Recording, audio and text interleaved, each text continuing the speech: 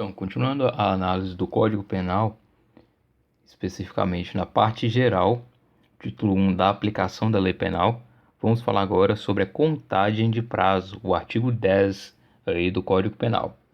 Vamos dar uma lida no artigo 10. Artigo 10. O dia do começo inclui-se no cômputo do prazo.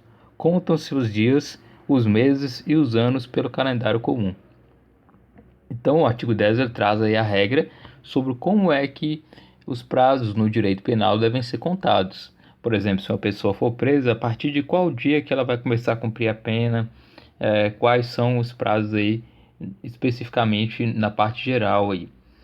Então, na contagem do direito penal, ela é uma contagem do direito material, ou seja, inclui-se o dia do começo do cálculo.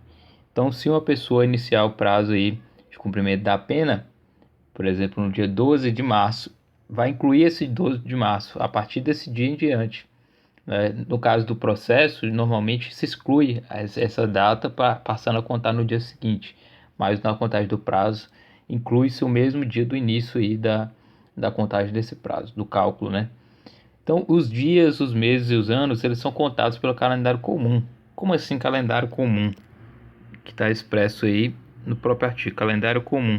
O calendário comum é o calendário gregoriano, né, que o Papa Gregório ele instituiu esse calendário e é o que nós utilizamos até hoje, né, com os 12 meses, cada um em torno de mais ou menos 30 dias e com 365 dias todo ano. Esse é o calendário comum. E os prazos do direito penal, é importante ressaltar que eles são improrrogáveis. No prazo do processo em geral, são prazos prorrogáveis. Por exemplo, quando cai o fim de um prazo em um feriado ou um final de semana, normalmente prorroga-se esse prazo para dar mais tempo para a parte entrar com seu recurso ou responder no processo. Agora, no prazo do direito penal, ele é improrrogável. Findou aquele dia e imediatamente naquele mesmo prazo deve ser encerrado também. Então, no processo penal, contagem de prazo exclui o primeiro dia e se inclui o último. Isso é justamente para dar mais prazo, mais garantias, né?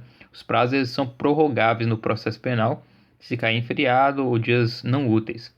Então, a diferença do prazo material e processual se justifica pela garantia do réu de ficar menos tempo cumprindo pena, no caso aí, incluindo o primeiro dia e excluindo o último, no caso do direito penal, e ter o prazo maior para se defender, no caso do processo penal, que é excluir o primeiro dia e incluir o último dia. Então, são essas pequenas diferenças aí. Então, o dia do começo, o primeiro dia, inclui-se no cômputo do prazo, vai somar aí no primeiro dia. Então, suponhamos que do dia 15 de outubro, inicia uma pena 15 de outubro. Essa data vai ser incluída, 15, a partir desse dia em diante, vai ser cumprida uma pena, por exemplo, de 30 dias e vai findar aí no dia 14. São os 30 dias, excluindo-se o último dia. Agora, no prazo do processo processual penal, vai começar aí no dia 16. Né? Exclui-se o primeiro dia e vai contar o final aí no dia 15, se for o caso aí do prazo de 30 dias. Então, são diferenças aí interessantes que serão observadas. O prazo do processo penal para ser mais garantista, aí, dando a oportunidade da pessoa cumprir o mínimo possível da sua pena. Então, é uma garantia o artigo 10º.